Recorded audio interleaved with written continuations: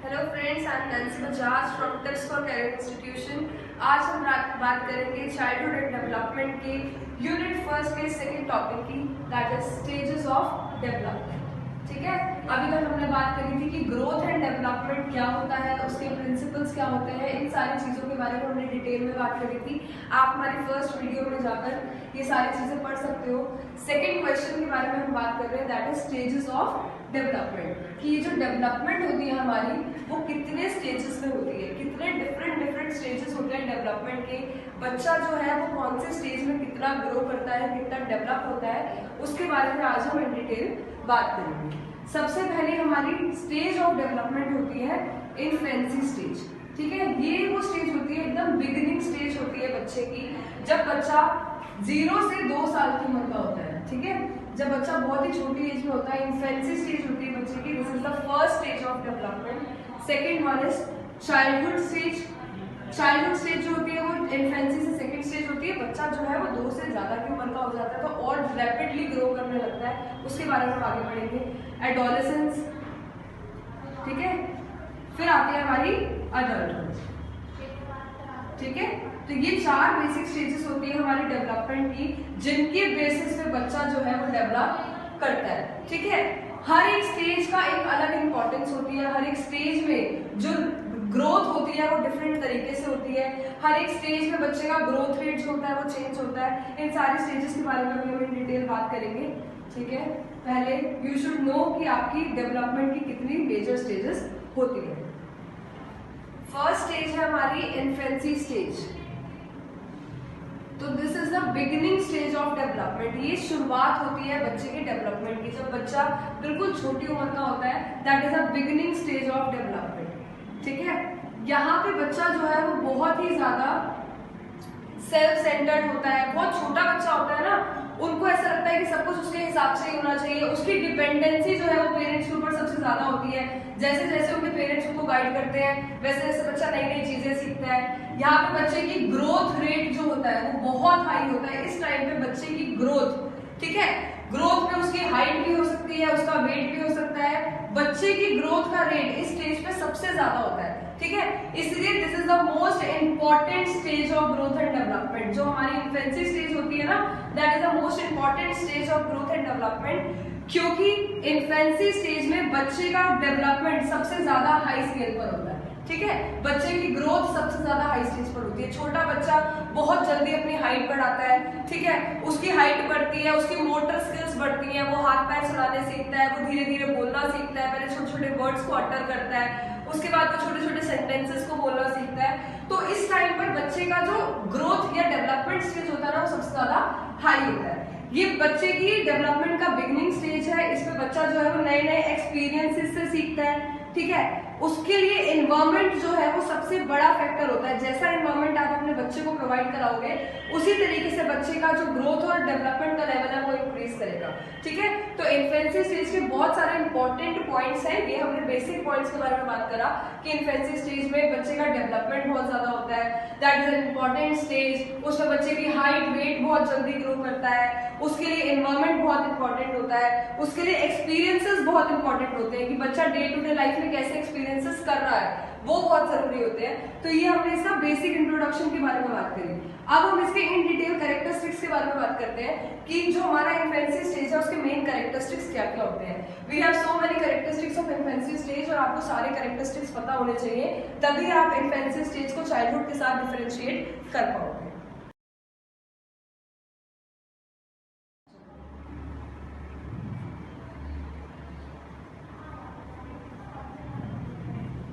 So characteristics of infancy stage. बहुत सारे characteristics हैं हमारे इन्फेंसी स्टेज के, हम डिस्कस करेंगे। First one is fast development in various aspects. इसमें क्या होता है कि हमारा जो चाइल्ड है, ठीक है, इस स्टेज पे बहुत सारे एस्पेक्ट्स में बहुत जल्दी डेवलप होता है। ठीक है, बहुत सारे एस्पेक्ट्स में, मतलब सबसे पहला एस्पेक्ट है फिजिकल डेवलपमेंट। बच्चे की फिजिकल डेवलपमेंट जो है वो इस स्टेज में सबसे ज्यादा होती है। एज यू नो कि बच्चा जो है वो बिल्कुल जो बिगनिंग वीक्स में होता है बिल्कुल छोटा सा होता है। 6 महीने में वो क्रॉल करना सीख जाता है। ठीक है, 1 साल में वो धीरे धीरे चलना सीखता है, मोटर एक्टिविटी एक्टिविटीज सीखता है, हाथ पैर चलाना सीखता है। तो ये सारी चीजें जो होती है ना फिजिकल डेवलपमेंट, बच्चे की हाइट बढ़ती है, ठीक है, बच्चा जो है वो धीरे धीरे ग्रो करता है, वो ग्रोथ आपको विजिबल होती है, वो ग्रोथ आपको नजर आती है, ठीक है। तो फिजिकल डेवलपमेंट जो है बच्चे की वो इस स्टेज में सबसे ज्यादा होती है, ठीक है। नेक्स्ट मोटर एक्टिविटीज डेवलपमेंट, बच्चे की मोटर एक्टिविटीज बहुत डेवलप होती है, क्योंकि छोटा सा बच्चा है, अभी वो तो सिर्फ लेटा ही होता है, जब बिल्कुल छोटा सा बच्चा होता है ना बिल्कुल लेटा होता है, धीरे धीरे वो बैठना सीखता है, फिर वो क्रॉल करना सीखता है, ठीक है, फिर वो गुलाटियां मारना सीखता है, फिर धीरे धीरे वो चलना सीखता है, गिरता है और चलता है। तो जो मोटर एक्टिविटीज होती है ना, जो मोटर डेवलपमेंट होती है बच्चे में, हाथ पैर चलाने की टेंडेंसीज होती है, वो ग्रो करती है सबसे ज्यादा कौन सी स्टेज में? इन्फेंसी स्टेज में। थर्ड इमोशनल डेवलपमेंट, बच्चे के अंदर इमोशंस जो होते हैं ना वो सबसे ज्यादा इसी स्टेज में डेवलप होते हैं। कहते हैं ना कि बच्चा जो है वो अभी जो चीज सीख लेता है, जो कैरेक्टरिस्टिक्स अभी अडॉप्ट कर लेता है, और सबसे ज्यादा ये रिलेट करता है हमारे एनवायरमेंट से, और बच्चे का पहला एनवायरमेंट उसकी फैमिली होती है। जैसी जैसी चीजें इस स्टेज में बच्चे को सिखाई जाती है, बच्चा वो चीजें एक्वायर कर लेता है। इस टाइम पर इमोशनल डेवलपमेंट बच्चे का सबसे ज्यादा स्पीड में होता है। Next one is form is mental development, ठीक है, बच्चे का मेंटल ग्रोथ। इसमें मेंटल ग्रोथ में क्या क्या चीजें आती है? बहुत सारी चीजें आती है, जैसे बच्चा की इमेजिनेशन ग्रो करती है, उसका बिहेवियर ग्रो करता है, उसका सोशल, कैसे लोगों के साथ सोशली इंटरेक्ट करना है, ये सारी चीजें जो होती है ना मेंटल डेवलपमेंट में आती है। तो बच्चा जो है ना इस स्टेज पे मेंटली बहुत ग्रो करता है, माइंड से बहुत ग्रो करता है, ठीक है। इसमें बच्चे की इमेजिनेशन पावर बढ़ती है। छोटा सा बच्चा है, पहले उसको सिर्फ अपने फैमिली के लोग दिख रहे हैं, धीरे धीरे एनवायरमेंट में जा रहा है, ठीक है, पार्क वगैरह में जा रहा है। इस एज में बच्चा जो है वो प्ले स्कूल में भी जा रहा है, तो बच्चा जो है ना उसके धीरे धीरे रैपिडली उसकी ना जो मेंटली ग्रोथ है वो जो है धीरे धीरे बढ़ती चली जाती है, ठीक है। उसका माइंडसेट जो होता है वो चेंज होने लगता है, वो बहुत सारी चीजें अज्यूम करने लगता है। तो इसमें आती है हमारी इमेजिनेशन। बच्चे की इमेजिनेशन बहुत स्ट्रांग होती है, ठीक है, वो ऐसे ऐसे क्वेश्चन करता है कि आप उसको आंसर नहीं कर सकते। तो बच्चों की इमेजिनेशन ग्रो करती है सबसे ज्यादा कौन सी स्टेज में? इन्फेंसी स्टेज में। इन्फेंसी स्टेज में बहुत सारे डिफरेंट एस्पेक्ट्स ग्रो करते हैं, जिसमें फर्स्ट आता है हमारा physical development, motor development, emotional and mental development. ये मेजर एस्पेक्ट्स ऐसे हैं जो इन्फेंसी स्टेज पे सबसे ज्यादा रेट पर ग्रो करते हैं, ठीक है। Move to the next point. Next point dependency on parents. बच्चा जो है इस एज पे एज यू ऑल नो सबसे ज्यादा अपने पेरेंट्स के ऊपर डिपेंड होता है, किसी भी चीज को लेकर। हाउस हो गया, ठीक है, लव, मनी, क्लोथ्स, फूड। बच्चा हर अपने बेसिक नीड को लेकर अपने पेरेंट्स के ऊपर डिपेंड होता है। ही और she is not able to earn, है ना। तो हर एक चीज को लेकर बच्चा इस स्टेज पर अपने पेरेंट्स के ऊपर डिपेंड होता है, either that is house, love, money, clothes और फूड। बहुत ही बेसिक पॉइंट है but that is important. Third one is unsocial and selfish. अब इस एज में बच्चा जो होता है ना वो बहुत ज्यादा सेल्फिश और अनसोशल होता है। छोटा सा बच्चा है ना वो हर चीज को अपनी चीज समझ लेता है, उसको और किसी के सेंटिमेंट से कोई मतलब नहीं होता। उसको ऐसा लगता है कि ये चीज मेरी है तो मेरी ही है, ठीक है, वो शेयर करना पसंद नहीं करता। तो इसमें आता है कि बच्चा इस एज का बच्चा जो होता है वो बहुत सेल्फिश बिहेवियर का होता है, सेल्फ सेंटर्ड बिहेवियर का होता है। उसको ऐसा लगता है, उसको अगर उसने कह दिया ये चीज मेरी है तो वो उसकी ही है, ठीक है। तो ये बच्चे का माइंडसेट क्रिएट हो जाता है। अनसोशल बच्चा जो है वो सोशल होना पसंद नहीं करता, ठीक है, वो सेल्फ सेंटर्ड रहना पसंद करता है कि हर चीज मेरी है। अगर उसने अपने पापा को कह दिया कि मुझे जाना है मार्केट तो जाना ही है, उसको उनकी प्रॉब्लम से कोई मतलब नहीं होता। तो इसलिए इस एज में बच्चे की जो अप्रोच होती है वो सेल्फ सेंटर्ड या सेल्फिश और अनसोशल होती है। Next one is rote memory. Rote memory होता है कि बच्चा जो है, बच्चे की कोई समझने की पावर नहीं होती, ठीक है। बच्चा जो है वो सिर्फ याद कर लेता है। अगर बच्चे को पता है कि अगर मैं ये चीज करूंगा तो मम्मा मुझे डांटेगी, उसको रीजन के बारे में नहीं पता, उसको बस इतना याद है कि अगर मैंने ये एक्शन करा तो मुझे डांट पड़ेगी, ठीक है। तो वो होता है रोट मेमोरी, रट्टा मारना, हर चीज दिमाग में रट जाना, वो होता है। लेकिन जो सोचने समझने की पावर होती है कि हाँ ये चीज अगर मम्मा मना कर रही है तो उसके पीछे रीजन क्या है, उससे उस बच्चे को कोई मतलब नहीं होता। इसलिए बच्चा जो है वो इन्फेंसी स्टेज में रोट मेमोराइजेशन में बहुत ज्यादा एफिशिएंट होता है। इस टाइम बच्चा जो है वो उसके माइंड में समझने की, अंडरस्टैंडिंग पावर नहीं होती, ठीक है, रोट मेमोराइजेशन होता है। Got it? नेक्स्ट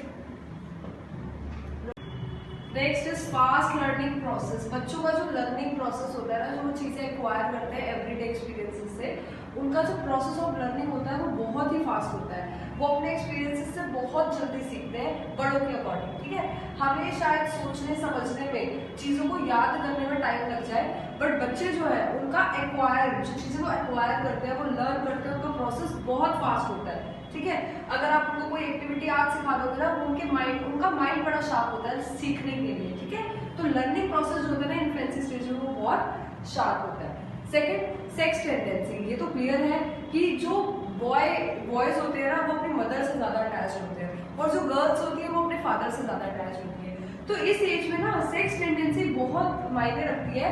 इसका मीनिंग क्या है, जो बॉय चाइल्ड होता है वो अपनी मदर से बहुत ही ज्यादा अटैच होता है, और वाइस वर्सा, मदर भी बॉय चाइल्ड से बहुत अटैच होती है, और गर्ल चाइल्ड जो है वो एज कम्पेयर टू मदर वो फादर से ज्यादा अटैच होती है। तो ये एक सर्वे मान लिया गया है कि सेक्स टेंडेंसी में क्या आता है कि boy child is more closer to his mother and the girl is more closer to her father. Next, playing habits. बच्चों की प्लेइंग हैबिट्स बड़ी डिफरेंट होती है। वो क्या सोचते हैं, वो इतने सेल्फ सेंटर्ड होते हैं कि हर टॉय जो है वो चाहते हैं मार्केट का हर टॉय मेरा है, ठीक है। वो उनको ऐसा लगता है कि जिन चीजों में वो हाथ मार रहे हैं, दैट पर्टिकुलर टॉय जो है वो उनका ही है। तो उनकी खेलने की आदतें जो होती है वो बहुत ही ज्यादा सेल्फ सेंटर्ड होती है। वो अकेले में खेलना, हर टॉय उनका है, शेयरिंग करना पसंद नहीं करते बेसिकली, ठीक है। टेंडेंसी ऑफ रिपीटिंग, अगेन जो हमने बात करी थी कि बच्चों में रिपीट करने की टेंडेंसी बहुत फास्ट होती है। अगर आप उनके सामने कोई एक्शन करोगे तो वो आपको रिपीट करने की बड़ी फास्ट टेंडेंसी रखते हैं, आपके एक्शंस, आपके वर्ड्स को अटर करने की बड़ी टेंडेंसी रखते हैं। तो बच्चों की रिपीटिंग पावर बहुत स्ट्रांग होती है। Second, feeling of self attachment. बच्चों की सेल्फ अटैचमेंट बहुत हाई होती है। अगर वो चाहते हैं कि पेरेंट्स उनको बहुत प्यार करें, और वही प्यार अगर पेरेंट्स किसी और बच्चे को करे तो उनको बिल्कुल अच्छा नहीं लगता, वो जेलस फील करते हैं, ठीक है। तो सेल्फ अटैचमेंट की जो फीलिंग होती है वो बच्चों में बहुत हाई होती है। मोरालिटी, एथिक्स जैसी जो चीजें होती हैं वो बच्चों से एक्सपेक्ट नहीं कर सकते। अगर बच्चा जो है वो डिसरिस्पेक्ट कर रहा है तो वो मोरालिटी जो है, वो एथिक्स जो है, जो वैल्यूज जो है आप बच्चों से एक्सपेक्ट नहीं कर सकते। वो धीरे धीरे बच्चा सीखेगा, लाइफ में आपका बच्चा सीखेगा, तब जाके वो उन चीजों को एक्वायर कर पाएगा। छोटा सा बच्चा जो इन्फेंसी स्टेज पर है, आप उनसे मोरालिटी को एक्सपेक्ट नहीं कर सकते, ठीक है। तो these are the most basic characteristics of infancy stage, और ये बहुत इंपॉर्टेंट है। ये कैरेक्टरिस्टिक्स आपको पता होंगे तभी आप इन स्टेजेस को एक दूसरे के साथ डिफरेंशिएट कर पाओगे। इन सारे कैरेक्टरिस्टिक्स को आपको माइंड में रखना है, ताकि आपकी जो इन्फेंसी स्टेज का अगर डायरेक्ट क्वेश्चन आता है what is the infancy stage and state it's characteristics, तो सबसे पहले आप इन्फेंसी स्टेज को डिस्क्राइब करोगे, उसके बाद इन सारे कैरेक्टरिस्टिक्स को एक्सप्लेन करोगे, ठीक है। So the education in infancy stage, बच्चों को इस स्टेज पर किस तरीके की एजुकेशन प्रोवाइड कराई जानी चाहिए, अब हम उसके बारे में पढ़ेंगे। जो बहुत छोटा बच्चा होता है, आपको पता ही है, उसकी ग्रोथ का लेवल बहुत हाई होता है, ठीक है। उसका माइंड बहुत ज्यादा एक्टिव माइंड होता है। कैसा माइंड होता है? बहुत ही ज्यादा एक्टिव माइंड होता है। तो वो बहुत सारी चीजें अपने आसपास से, अपने एनवायरमेंट से रेगुलरली सीखता रहता है। तो उनको किस तरीके की एजुकेशन प्रोवाइड होनी चाहिए? फर्स्ट, सबसे पहली बात तो प्रेजेंटिंग गुड एग्जाम्पल्स। बच्चों को अच्छे एग्जाम्पल दिखाए जाने चाहिए, ठीक है। जैसे पेरेंट्स हैं, parents are the first teachers, ठीक है। तो पेरेंट्स को इतने अच्छे एग्जाम्पल्स अपने बच्चों को दिखाने चाहिए कि वो चीजें वो खुद एक्वायर कर लें। फॉर एग्जाम्पल, आप कह रहे हो अपने बच्चे को कि बच्चे इनको ग्रीट करो, ठीक है। तो आप उनको कहने से बेहतर है उनके सामने आप भी सामने वाले इंसान को ग्रीट करो, या फिर सामने लोगों को रिस्पेक्ट करो। तो बच्चा जो है वो देखकर बहुत सीखता है, ठीक है। तो बच्चों को अच्छे से अच्छे एग्जाम्पल्स प्रोवाइड कराना बहुत इंपॉर्टेंट है। उससे बच्चा जो है वो चीजें बहुत जल्दी एक्वायर कर लेता है, ठीक है। Second, learning of social etiquettes. अब पेरेंट्स जो है ना वो सोशल एटिकेट, सोशल मैनर्स बच्चों के ऊपर थोपना नहीं चाहिए, ठीक है। फॉर एग्जाम्पल, पेरेंट्स कहते हैं कि थैंक यू बोलो या सॉरी बोलो, ठीक है। You should not pressurise your child, ठीक है। बच्चों को प्रेशराइज नहीं करना चाहिए। आपको बच्चों को थैंक यू या सॉरी जैसे जेस्चर्स की इंपॉर्टेंस उनको बतानी चाहिए, ठीक है। कि अगर आप उनको सॉरी कहोगे या फिर आप उनको थैंक यू बोलोगे तो ये चीज़ सुनकर उनको अच्छा लगेगा, ठीक है। आप उनकी रिस्पेक्ट कर रहे हो, रिस्पेक्ट से आपको रिस्पेक्ट मिलती है।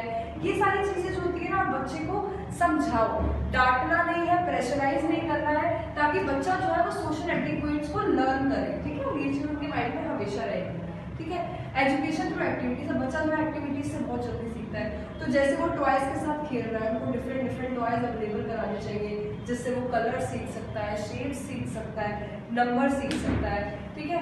तो एक्टिविटीज के थ्रू पेरेंट्स को भी एंगेज होना चाहिए उन एक्टिविटीज में, और उन एक्टिविटीज के थ्रू बच्चा बहुत सारी चीजें एक्वायर कर सकता है। जैसे टॉयज से बच्चा क्या क्या सीख सकता है, शेप सीख सकता है, साइज सीख सकता है, नंबर सीख सकता है, कलर सीख सकता है, ठीक है। तो बच्चा एजुकेशन एक्टिविटीज के थ्रू बहुत सारी एक्वायर कर सकता है। तो वो आपको किस तरीके की एक्टिविटीज में बच्चे को एंगेज करना है उसका ख्याल आपको रखना चाहिए। Don't give wrong examples. सबसे इंपॉर्टेंट क्या है, बच्चा जो है वो लर्न बहुत जल्दी कर रहा है क्योंकि उसका एक्टिव माइंड है। तो अगर बच्चे के सामने आप झूठ बोलोगे तो बच्चा भी झूठ बोलना सीखेगा। कभी कभी होता है ना, पेरेंट्स झूठ बोलते हैं, फोन उठा के झूठ बोल दिया, तो बच्चा जो है वो चीज रॉन्ग एग्जाम्पल्स को एक्वायर कर लेता है कि हमारे पेरेंट्स झूठ बोल रहे हैं तो हम क्यों नहीं बोल सकते, ठीक है। तो बच्चे के सामने किसी भी तरीके के रॉन्ग एग्जाम्पल सेट करना गलत है, ठीक है। वो उसकी एजुकेशन में आता है, ऐसे एजुकेशन आपको बच्चे को प्रोवाइड नहीं करानी। अगर आप चाहते हो कि आपका बच्चा झूठ ना बोले तो उसके सामने आप भी झूठ नहीं बोलोगे, अगर आप झूठ बोलोगे तो वो भी बोलेगा, ठीक है। तो ये एग्जाम्पल जो है रॉन्ग एग्जाम्पल उसके सामने नहीं दे रहे हैं। Next, importance of mother tongue. बच्चे को ना मदर टंग, बच्चा जो है वो सबसे ज्यादा बोलकर सीखता है ना, बोलकर सुनकर सीखता है। बच्चा जब तक घर पर होता है अपने पेरेंट्स के साथ, पेरेंट्स एनवायरमेंट में जो है ना वो सबसे ज्यादा बोलकर या फिर सुनकर सीखता है, ठीक है। तो बच्चे को मदर टंग की इंपॉर्टेंस का पता होना चाहिए। बहुत सारे पोएम्स आप डिसाइड करा सकते हो, कहानियां आप उसको सुना सकते हो, ताकि उसको मदर टंग में एटलीस्ट बहुत सारी चीजें समझ में आ सके और मदर टंग के थ्रू वो बहुत सारी सोशल वैल्यूज को जो है वो एक्वायर कर सके। Last, don't give wrong notions to child about his marriage. कभी कभी होता है ना कि बच्चे, अगर तूने 90% पा दिए तो हम तेरे को साइकिल ला देंगे, ये कर देंगे। तो जो रॉन्ग नोशंस होते हैं ना अबाउट हिज मैरिज, ये चीजें बच्चे को प्रोवाइड नहीं करानी चाहिए। इससे बच्चे के अंदर ग्रीड आ सकती है, बहुत सारे रॉन्ग एग्जाम्पल सेट हो सकते हैं उसके माइंड में। तो ये these are the most important education implications जो आप बच्चे को अर्ली इन्फेंसी स्टेज में प्रोवाइड करा सकते हो, और इसी तरीके की एजुकेशन जो है वो इन्फेंसी स्टेज में बच्चे को मिलनी चाहिए। सो अब हमारी second stage of development start होती है, जिसको हम कहते हैं चाइल्डहुड स्टेज, ठीक है। हमारी इन्फेंसी स्टेज अभी हम पढ़ चुके हैं बहुत अच्छे से। Second one is childhood stage. Infancy के बाद की स्टेज है, जिसकी एज बेसिकली 5 to 12 ईयर्स तक की होती है, ठीक है। जब बच्चा 5 से 12 की उम्र में होता है तब वो चाइल्डहुड पीरियड में आता है, चाइल्डहुड स्टेज ऑफ डेवलपमेंट में आता है, ठीक है। यहाँ पे बच्चे की फिजिकल, ठीक है, मेंटल और इमोशनल ग्रोथ होती है, पर इन्फेंसी से कम, क्योंकि इन्फेंसी में तो फिजिकल ग्रोथ बहुत हाई होती है ना, उतनी नहीं होती है, बट बच्चे की इसमें फिजिकल, मेंटल और इमोशनल ग्रोथ होती है, ठीक है। बच्चा जो है वो इन्फेंसी स्टेज को क्लियर कर चुका है, बात समझ में आई। अब वो अपनी सेकेंड एज में आ गया है, that is 5 to 12 years of age, जिसको हम क्या कहते हैं, चाइल्डहुड एज, ठीक है। अब बच्चे की ग्रोथ का प्रोसेस बदलेगा, ठीक है। बच्चे की सोचने की पावर चेंज होएगी, उसकी इमेजिनेशन पावर चेंज होगी, उसकी एजुकेशन बढ़ेगी, एजुकेशन का लेवल बढ़ेगा, ठीक है। अब बच्चा जो है सोशलाइजेशन में इन्वॉल्व होएगा, बच्चे के दोस्त बनेंगे। इन्फेंसी स्टेज में क्या था, बच्चा जो था वो सेल्फ सेंटर्ड था, अपने बारे में सोचता था, हर चीज मेरी है, शेयर नहीं करना, ठीक है, किसी की बात नहीं सुननी, जिद करना। सोशलाइजेशन में घुसता है बच्चा चाइल्डहुड एज में, यहाँ पे उसके दोस्त बनने शुरू हो जाते हैं, ठीक है। वो ग्रुप्स में रहना पसंद करता है, ठीक है, वो दोस्त के साथ खेलना पसंद करता है, ठीक है, बातें करना पसंद करता है। तो ये सेकंड एज आती है हमारी, जहाँ पे बच्चा जो है सोशलाइजेशन स्टार्ट कर देता है, ठीक है। Beginning age of socialisation is childhood age, got it. यहाँ पे अब इस एज का एक ऑल्टरनेट नेम भी है, ये क्वेश्चन आ सकता है, व्हाट इज गैंग एज, ठीक है। तो हमारी चाइल्डहुड एज जो है उसको हम गैंग एज भी कहते हैं, जहाँ पे बच्चा जो है वो ग्रुप्स फॉर्म करना शुरू कर देता है, दोस्त बनाना शुरू कर देता है, दोस्तों के साथ खेलना, दोस्तों के साथ रहना पसंद करता है, दोस्तों की बातें सुनना, उनके साथ घूमना पसंद करता है, ठीक है। तब बेसिकली वो सोशलाइजेशन करना शुरू कर देता है। वो प्रोसेस जिस एज में बच्चे का सोशलाइजेशन स्टार्ट हो जाता है उस एज को हम चाइल्डहुड एज कहते हैं, और इसका सेकेंड नेम या फिर ऑल्टरनेट नेम जो है वो गैंग एज भी है। तो gang age is also called as childhood age, childhood stage of development. अब again childhood stage of development की भी बहुत सारी कैरेक्टरिस्टिक्स हैं, हम उन कैरेक्टरिस्टिक्स के बारे में डिस्कस करेंगे। सबसे पहले ये हमारा इंट्रोडक्शन हो गया कि चाइल्डहुड एज जो है वो 5 to 12 ईयर के बच्चों की होती है, ठीक है। इसमें फिजिकल, मेंटल, इमोशनल ग्रोथ होती है बच्चे की। सोशलाइजेशन का प्रोसेस जो है वो स्टार्ट हो जाता है, फ्रेंड्स ग्रुप बनने शुरू हो जाते हैं, और इस एज को, सबसे इंपॉर्टेंट, इस एज को हम यंग एज भी कहते हैं, ठीक है। अब हम चलते हैं characteristics of childhood. So the characteristics of childhood stage, सबसे पहला कैरेक्टरिस्टिक चाइल्डहुड स्टेज का क्या होता है कि यहाँ पे फिजिकल ग्रोथ जो है as accordings to infancy stage slow हो जाती है। यहाँ पे बच्चे की ग्रोथ उतनी नहीं होती जितनी इन्फेंसी स्टेज पे होती है। तो यहाँ पे फिजिकल ग्रोथ जो है बच्चे की, हाइट बढ़ना, वेट बढ़ना, वो पहले से स्लो हो जाता है। Next, power of questioning and answering, बच्चे की क्वेश्चन आंसर की जो पावर होती है वो बहुत बढ़ जाती है। बच्चा इतने सारे क्वेश्चंस करता है कि जिसकी उसकी जो पावर है क्वेश्चनिंग और आंसरिंग की, आंसर्स चाहता है वो, अपने बहुत सारे इमेजिनेशन के आंसर्स चाहता है, तो बच्चे की क्वेश्चन आंसर की जो पावर होती है वो बहुत ज़्यादा इंक्रीज कर जाती है।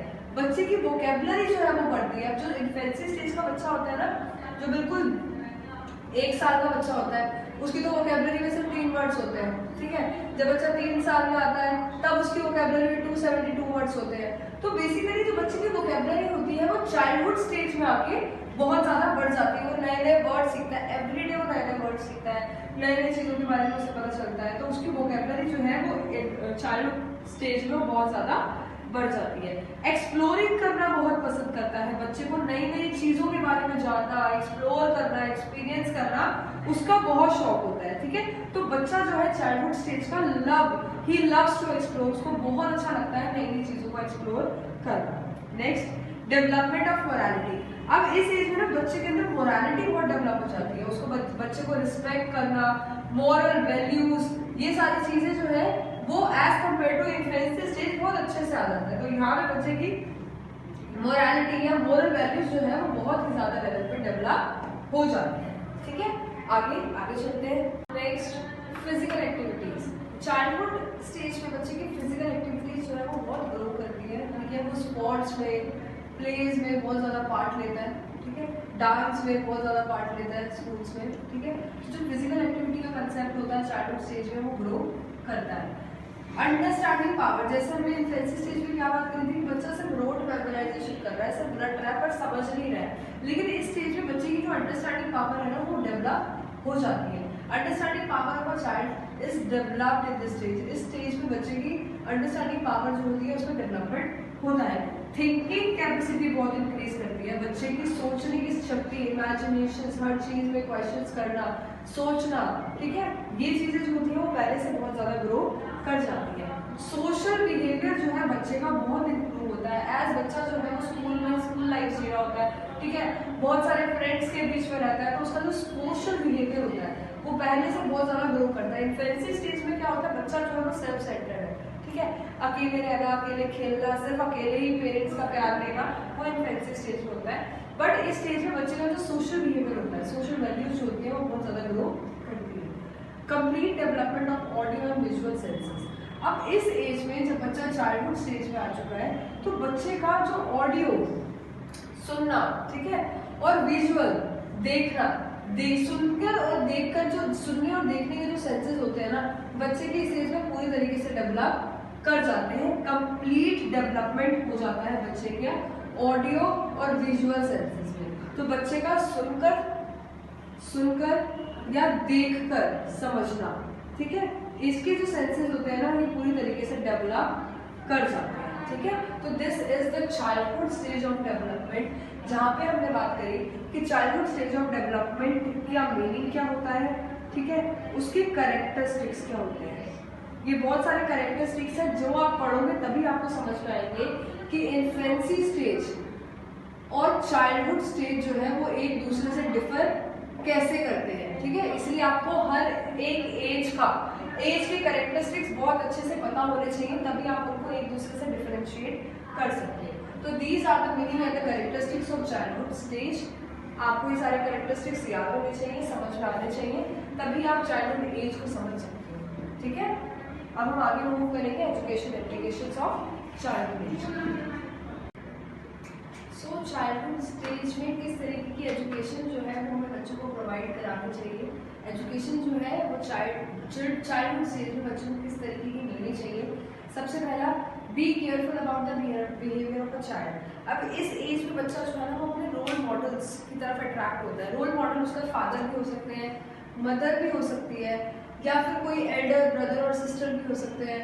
तो इस एज में ना बच्चों के बिहेवियर, बच्चों के साथ आप किस तरीके का बिहेवियर कर रहे हो उस चीज़ का बड़ा ध्यान रखना चाहिए कि बच्चे को किस चीज़ की ज़रूरत है, इमोशनल सपोर्ट की ज़रूरत है। आपको उन चीज़ों को ध्यान रखना चाहिए क्योंकि बच्चा जो है इसी एज में अपने रोल मॉडल्स की तरफ अट्रैक्ट होता है। तो आपको अपने बिहेवियर को इस तरीके से मेंटेन करना है कि बच्चा जो है वो बेसिकली उसकी जो नीड्स है, उसके बिहेवियर की जो नीड्स है आप उसको फुलफिल कर सकें। सेकेंड, को करिकुलर एक्टिविटीज़। देखो बच्चा जो है, को करिकुलर एक्टिविटीज़ क्या होती है, देखो बच्चा जो है ना उनको सिर्फ करिकुलर एक्टिविटीज़ में ही रोक के रखना, समझ में आया, बुकिश नॉलेज के अंदर ही रोक के रखना गलत है। उनको जितना हो सके को करिकुलर एक्टिविटीज़ में भी इन्वॉल्व होने देना चाहिए जिससे बच्चे की फिजिकल डेवलपमेंट भी होगी, ठीक है, और बच्चा जो है वो एक्सप्लोर भी करेगा। तो सिर्फ बुकिश लैंग्वेज, किताबी कीड़ा नहीं बनाना है बच्चे को को करिकुलर एक्टिविटीज में भी उतना ही इन्वॉल्व करना है जितना आप उसे करिकुलर एक्टिविटीज में इन्वॉल्व करना चाहते हो ताकि बच्चे का ऑल राउंड डेवलपमेंट हो सके, ठीक है। तो बच्चे का ऑल राउंड डेवलपमेंट के लिए ये बहुत जरूरी है कि आप उसकी करिकुलर एक्टिविटीज के साथ साथ उसकी को करिकुलर एक्टिविटीज पे भी उतना ही फोकस करें, ठीक है। Next point number 3, more participation. More participation में क्या आता है कि बच्चे को ज़्यादा से ज़्यादा पार्टिसिपेशन करने का मौका मिलना चाहिए, बच्चे को ज़्यादा से ज़्यादा स्टेज मिलना चाहिए ताकि वो ऑल राउंड डेवलपमेंट में आगे बढ़ सके। सिर्फ ये नहीं कि उसको मार्क्स लाने हैं, उसको एग्जामिनेशन देना है, सिर्फ रटना नहीं है, ठीक है। तो बच्चे को ज़्यादा से ज़्यादा हो सके तो पार्टिसिपेशन में इन्वॉल्व कराना चाहिए। जितनी भी एक्टिविटीज़ आपके स्कूल में होती है, जितनी भी एक्टिविटीज़ में आप उसको इन्वॉल्व करा सकते हो उसको रोको मत। जितने कॉम्पिटिशन्स में वो पार्ट लेना चाह रहा है उसको लेने दो, बच्चे को स्टेज प्रोवाइड कराओ ताकि उसका ऑल राउंड डेवलपमेंट हो सके। Next, teaching of social science. अब इस टाइम में ना बच्चा जो है वो रियल लाइफ से बहुत कनेक्ट करना चाहता है, ठीक है। तो रियल लाइफ से कनेक्ट करने के लिए आप उसको हिस्ट्री, ज्योग्राफी, सिविक्स ये सब्जेक्ट पढ़ा सकते हो, ठीक है। तो इसलिए बच्चे को रियल लाइफ से कनेक्टेड रखने के लिए बच्चे को सोशल साइंस पढ़ाना बहुत इंपॉर्टेंट होता है, ठीक है, और इस एज में तो सबसे ज़्यादा। Next, mental exercise. बच्चे की मेंटल एक्सरसाइज मतलब माइंड को रिलैक्स रखने के लिए आप उसको मैथ्स जैसे सब्जेक्ट करा सकते हो जिससे बच्चे का माइंड जो है वो ओपन रहेगा और बच्चा मैथमेटिक्स में भी आगे स्कोर कर पाएगा, ठीक है। नेक्स्ट पॉइंट हमारा है अपॉर्चुनिटीज फॉर एक्सप्रेसिंग इमोशंस। तो पेरेंट्स को बच्चे को उतना स्पेस प्रोवाइड कराना चाहिए कि बच्चा जो है अपने इमोशंस को एक्सप्रेस कर सके। इतनी स्ट्रिक्टनेस नहीं होनी चाहिए कि बच्चा जो है वो झूठ बोलता रहे, ठीक है। तो ऐसे एनवायरनमेंट बच्चे के लिए क्रिएट करो कि वो अपने इमोशंस को एक्सप्रेस कर सके। फॉर एग्जाम्पल बच्चे को साइंस नहीं लेनी, ठीक है, उसको आर्ट्स लेनी है, तो आप उसका एनवायरनमेंट इतना वो ना कर दो, रिजिड ना कर दो कि बच्चा जो है वो अपने इमोशंस को एक्सप्रेस ही ना कर पाए, ठीक है। तो बच्चे को उतनी अपॉर्चुनिटी मिलनी चाहिए कि वो अपने इंटरेस्ट के बारे में अपने पेरेंट्स से डिस्कस कर सके, ठीक है। इतनी लीनियंसी होनी चाहिए कि बच्चा जो है वो बता सके कि उसको किस सब्जेक्ट में ज़्यादा इंटरेस्ट है, उसको को करिकुलर एक्टिविटीज़ कौन सी पसंद है, वो किन में पार्टिसिपेशन लेना चाहता है। तो बच्चे को अपॉर्चुनिटीज के लिए मतलब बेसिकली बच्चे को एक्सप्रेस करने के लिए अपॉर्चुनिटीज देना बहुत इंपॉर्टेंट है, specially in the age of child. So the next stage of development is adolescence. As हम इन्फेंसी स्टेज पढ़ चुके हैं, ठीक है, चाइल्डहुड पढ़ चुके हैं, उसके बाद हमारी थर्ड स्टेज आती है एडोलेसेंस, ठीक है। इसका ईयर होता है 13 to 19। बेसिकली बच्चा जब 13 की एज को हिट कर जाता है और 19 तक हमारी एडोलेसेंस एज चलती है जिसको हम अदर वर्ड्स में टीनेज एज भी कहते हैं। टीनेजर्स होते हैं ना, इस एज में बच्चे जो है वो बहुत ज़्यादा फिजिकली ग्रोथ करते हैं, बहुत सारे चेंजेस उनकी बॉडी में आते हैं, ठीक है। तो अब हम इस एज के बारे में पढ़ेंगे।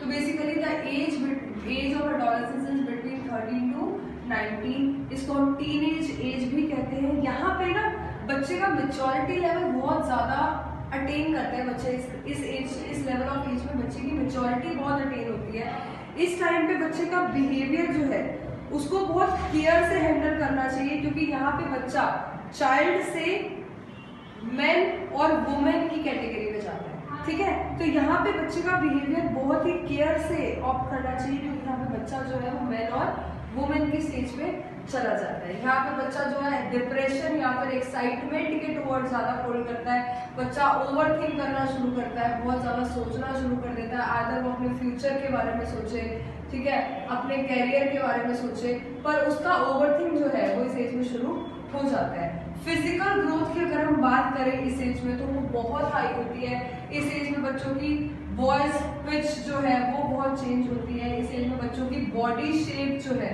वो चेंज होती है, ठीक है।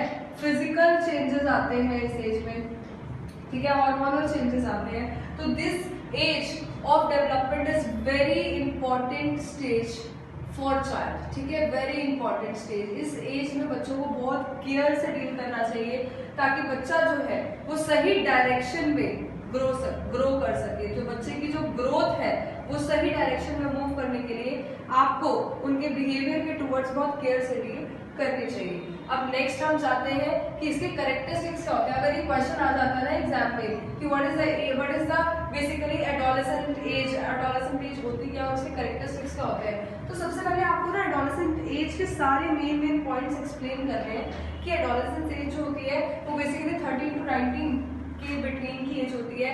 इसको हम सिंपल वर्ड्स में टीनेज एज भी कहते हैं, जो हम लैटिन वर्ड्स में कहते हैं, ठीक है। इसमें बच्चे के टुवर्ड्स जो है बिहेवियर बहुत केयरिंग होना चाहिए, ताकि क्योंकि यहाँ पे ना बच्चा चाइल्ड से मैन और वुमेन की तरफ जाता है, ठीक है। यहाँ पे फिजिकल ग्रोथ बहुत हाई लेवल पर होती है।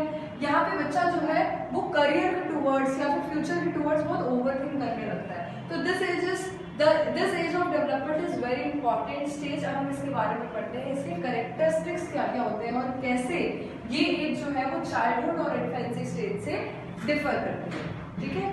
Next, so the characteristics of adolescent stage are, first one is physical development जो होती है इस स्टेज में बहुत फास्ट होती है। बहुत सारे फिजिकल बॉडी चेंजेस जो है इस एज में सबसे ज्यादा आते हैं, ठीक है। बहुत रैपिड ग्रो करती है हमारी बॉडी।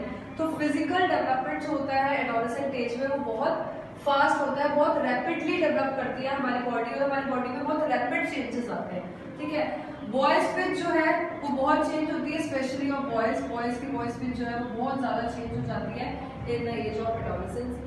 मेंस्ट्रुएशन साइकिल, गर्ल्स की मेंस्ट्रुएशन साइकिल जो है वो इस एज में स्टार्ट हो जाती है in teenage age, basically in the age of adolescence girls की जो मेंस्ट्रुएशन साइकिल है बहुत इंपॉर्टेंट पॉइंट है, स्टार्ट हो जाती है।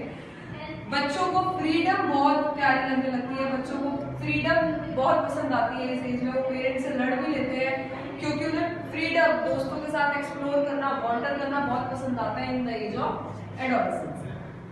हीरो वर्शिप आता है कि बच्चा जो है वो एक इंसान को अपना आइडियल समझ लेते हैं। वो कोई भी क्रिकेटर हो सकता है, कोई भी एक्टर हो सकता है, कोई भी ऐसा इंसान हो सकता है जिनको वो अपना हीरो समझ लेते हैं और उनकी तरह बनने की कोशिश करना वो शुरू कर देते हैं। तो ये चीज आती है हीरो वर्शिप के अंदर। बच्चे जो है किसी को अपना आइडियल मान लेते हैं, आइदर कोई क्रिकेटर भी हो सकता है, कोई एक्टर हो सकता है, कोई कुछ भी हो सकता है, ठीक है। तो उसको उसकी तरह वो बनने की कोशिश करते हैं, उनके फैशन को वो फॉलो करना शुरू कर देते हैं। तो ये आता है हीरो वर्शिप के अंदर। बच्चे जो है वो बेसिकली शाय हो जाते हैं इस एज में, शायनेस आ जाती है, ईगोइस्टिक हो जाते हैं, ठीक है। ईगो का जो सेंटिमेंट है वो डेवलप हो जाता है इस एज में।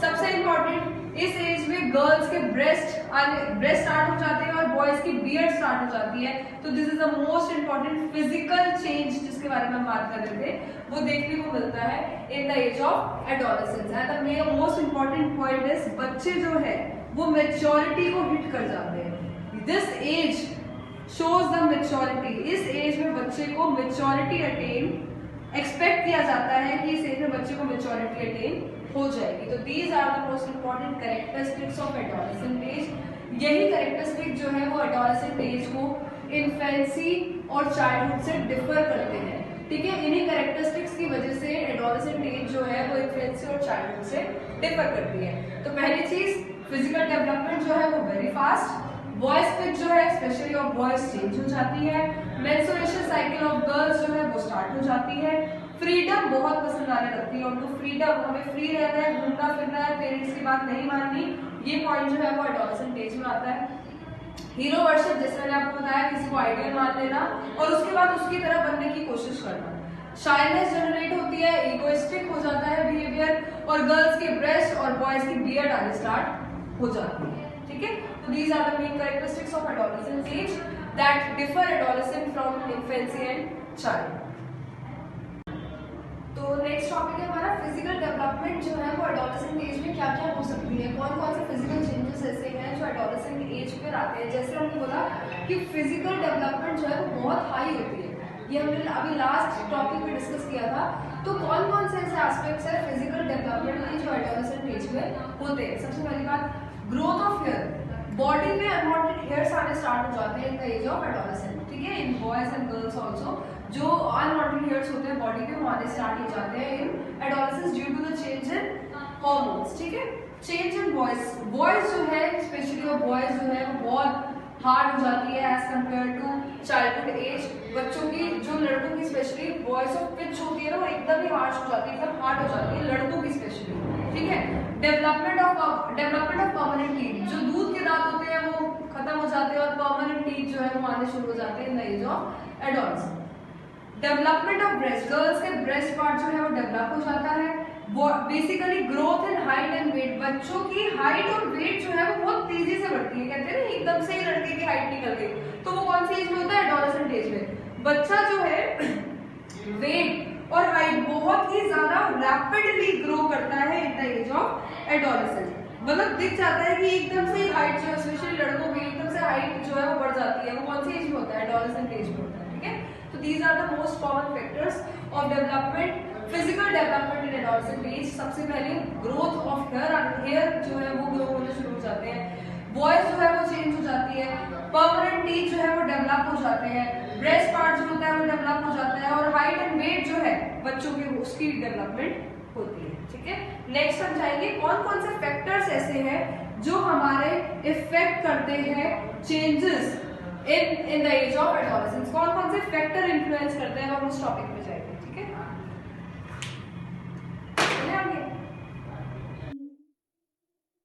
Factors influence the physical development, कौन कौन से फैक्टर्स ऐसे हैं जो फिजिकल डेवलपमेंट को इफेक्ट करते हैं in the age of adolescence. As हम एडोलेसेंस एज की बात कर रहे हैं, तो कौन कौन से फैक्टर्स ऐसे हैं जो फिजिकल डेवलपमेंट को इफेक्ट करेंगे in the age of adolescence. सबसे पहले हेरिडिटी।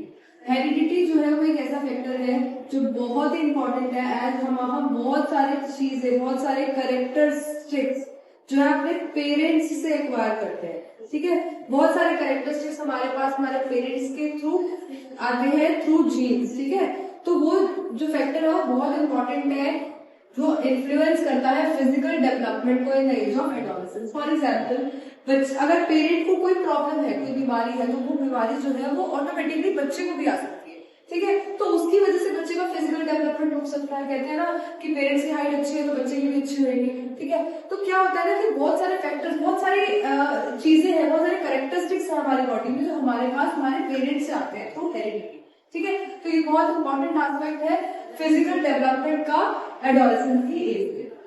सेकेंड, इन्वायरमेंट, आप कौन से इन्वायरमेंट में बड़े हो रहे हो। ठीक है, आपका इन्वायरमेंट कैसा है, आपके आसपास के लोग कैसे हैं, आपकी सोसाइटी कैसी है, ये बहुत ज्यादा मायने रखता है फॉर द ग्रोथ और डेवलपमेंट, फिजिकली ग्रोथ और development in the age of adolescence. इस एज में तो स्पेशली आपका इन्वायरमेंट कैसा है, आपके दोस्त कैसे हैं, ये फैक्टर जो है बहुत ही ज्यादा इन्फ्लुएंस करते हैं आपकी डेवलपमेंट को। नेक्स्ट, फूड, आप प्रॉपर न्यूट्रिएंट्स ले रहे हो, एक्वायर कर रहे हो या नहीं कर रहे हो, ये बहुत ज्यादा इफेक्ट करेगा कि आपकी फिजिकल डेवलपमेंट जो है वो किस तरीके की हो रही है। अगर आप प्रॉपर न्यूट्रिएंट्स जो है एक्वायर नहीं कर रहे हो तो आपकी डेवलपमेंट जो है वो डिक्रीज हो जाएगी, और अच्छे से कर रहे हो तो आपकी डेवलपमेंट जो है वो रैपिडली इंक्रीज होगी। तो ये तो ऑब्वियस की बात है कि फूड जो है बहुत ज्यादा इफेक्ट करेगा आपकी फिजिकल डेवलपमेंट। ठीक है, प्ले एंड एक्सरसाइज, आपकी फिजिकल एक्टिविटीज किस तरीके की है, आप कितनी एक्सरसाइजेस करते हो, आप कितना खेलते हो, आपकी फिजिकल एक्सरसाइजेस कितनी होती है। ठीक है, ये बहुत ज्यादा इफेक्ट करेगा आपकी फिजिकल ग्रोथ कितनी होती है, आपका मूवमेंट हो रहा है या नहीं हो रहा है बॉडी में, आप एक्सरसाइजेस कर रहे हो या नहीं, उसी से तो हाइट वगैरह इफेक्ट करती है। अगर आप अच्छे से एक्सरसाइजेस करोगे तो आपकी हाइट भी ग्रो करेगी, आपका वेट भी ग्रो करेगा। ठीक है, ओबेसिटी जैसी बीमारियां आपको नहीं होंगी, ठीक है। तो आपका फिजिकल डेवलपमेंट जो है उसके लिए प्ले और एक्सरसाइज बहुत ज्यादा इफेक्ट करता है। स्लीप एंड रेस्ट, आप अपनी बॉडी को प्रॉपर स्लीप और रेस्ट दे रहे हो या नहीं दे रहे हो, ये बहुत इंपॉर्टेंट है आपकी फिजिकल ग्रोथ के लिए। रेगुलरिटी, हर चीज की रेगुलरिटी बहुत जरूरी है। आप स्टडीज की भी बात करो तो अगर आप रोज पढ़ोगे तभी तो अच्छे मार्क्स आएंगे, सिर्फ एक दिन की पढ़ाई से थोड़े ना आ जाएंगे। वैसे ही फिजिकल डेवलपमेंट के लिए आपकी जो एक्सरसाइजेस है और आपका जो प्ले है वो रेगुलर बेसिस पे होना चाहिए, ठीक है।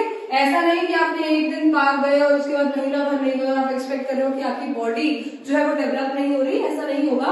There should be practice of regularity, ठीक है। रेगुलरिटी बेसिस पे एक्सरसाइज होगी तभी हमारी बॉडी जो है वो अच्छी तरीके से डेवलप कर पाएगी। तो these are the important factors that influence physical development in the age of adolescence. First one is heredity, बहुत important है। heredity belongs to parents, जो हमें पेरेंट्स से चीजें मिलती हैं। एनवायरमेंट, हमारी सोसाइटी, हम किस सोसाइटी में रह रहे हैं, किन लोगों के साथ बढ़ रहे हैं। फूड, हमारा न्यूट्रिशन हमें कैसा मिल रहा है। प्ले और एक्सरसाइजेस, हम किस तरीके की एक्सरसाइज कर रहे हैं, ठीक है। स्लीप और रेस्ट इंपॉर्टेंट है, बहुत इंपॉर्टेंट है। रेगुलरिटी में स्लीप और रेस्ट मिल रहा है या नहीं, और हमारी जो प्रैक्टिसेस है वो रेगुलर बेसिस पे हो रही है या नहीं, ये सारी चीजें बहुत इंपॉर्टेंट है in the development of, in the physical development in the age of adolescence. Got it?